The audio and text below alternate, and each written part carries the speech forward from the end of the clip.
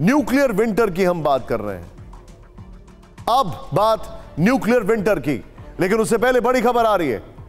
बड़ी खबर यह है कि यूक्रेन को रूस के न्यूक्लियर हमले का डर। बड़ी खबर, कीव ने न्यूक्लियर अटैक को लेकर इटली से मांगी मदद। इटली से न्यूक्लियर हथियारों से निपटने के संसाधन मांगे, बायोलॉजिकल केमिकल हथियारों से निपटने के संसाधनों की मांग की। यह बहुत बड़ी खबर, एक बार फिर से बताएंगे। ब्रेक करिए इसको, फिर से इसको ब्रेक करिए विजय।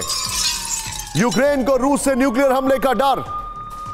कीव ने न्यूक्लियर अटैक को लेकर इटली से मांगी मदद। इटली से न्यूक्लियर हथियारों से निपटने के संसाधन मांगे, बायोलॉजिकल केमिकल हथियारों से निपटने के संसाधनों की मांग की।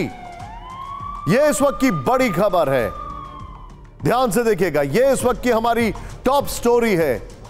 तो रूस की तरफ से न्यूक्लियर अटैक का खतरा बढ़ रहा है। तो न्यूक्लियर अटैक के बाद अगला संकट न्यूक्लियर विंटर का होगा।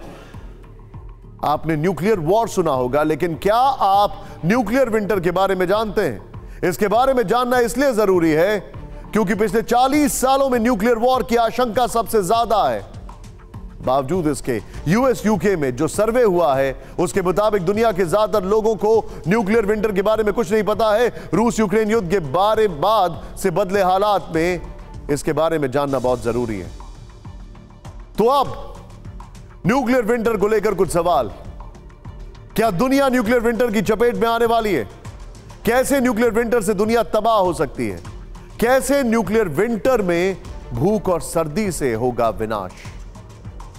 आइए अब आपको बताते हैं कि अगर न्यूक्लियर वॉर हुई तो उसका अगला स्टेप न्यूक्लियर विंटर होगा।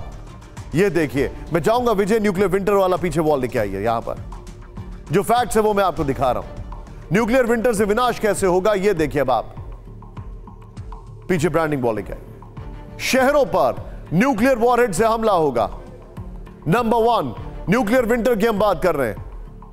बड़ी तादाद में आग और राख का गुबार होगा। हमले के बाद राख पूरे वायुमंडल में फैल जाएगी। राख सूरज की किरणों को धरती पर नहीं आने देगी। लंबे वक्त तक सूरज राख की चादर में छिपा रहेगा। सूरज के ना निकलने से दुनिया भर में तापमान घटेगा। कई इलाकों में पारा 0 डिग्री से नीचे चला जाएगा। भीषण ठंड से बड़े पैमाने पर फसल बर्बाद हो जाएगी। फसल बर्बाद होने से इंटरनेशनल फूड ट्रेड ठप होगा। दुनिया के कई देशों में खाद्यान्न का संकट पैदा होगा। अटैक वाली जगह का मिट्टी पानी जहरीला हो जाएगा। फोर्ब्स के हवाले से बहुत बड़ी खबर है, न्यूक्लियर अटैक के बाद न्यूक्लियर विंटर। सोचिए आप, एक तरफ यूक्रेन की जंगी जमीन पर रूस बारूद बरसा रहा है, तो दूसरी तरफ नेटो भी बड़ी तैयारी कर रहा है। और अब Ukraine war NATO versus Russia all out होता दिख रहा है। इसका आभास पिछले 48 घंटे में दूसरी बार नेटो चीफ स्टोल्टनबर्ग ने दिया। स्टोल्टनबर्ग ने रूस यूक्रेन युद्ध के महायुद्ध में तब्दील होने के संकेत दिए हैं। उन्होंने रूस के खिलाफ जंग में अब यूरोपीय देशों से अपील की है और खुलकर साथ आने को कहा है।